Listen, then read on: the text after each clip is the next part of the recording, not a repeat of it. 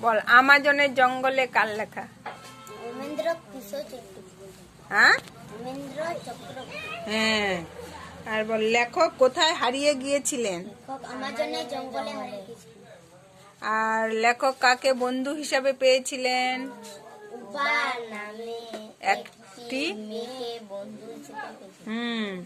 আর জলের দেবতা বলে কাকে আমাজনের বাসিন্দারা মানে? বোতকে। হ্যাঁ, বোতকে। ঠিক আছে। আর উবা কোন শহরকে বালির দেশ বুঝিয়েছিল? উবা কলকাতা শহরকে দেশ। বুঝিয়েছিল। হ্যাঁ। আর বালির দেশ কথার মানে কি অর্থ? গাছপালা শকত মরুভূমি। শুকত না, শুকনো। হ্যাঁ, ওখানে শুধু বালু আর বালু থাকবে। হ্যাঁ, জল টল অত থাকে না। ওটার নাম মরুভূমি, চারদিকে বালু। আর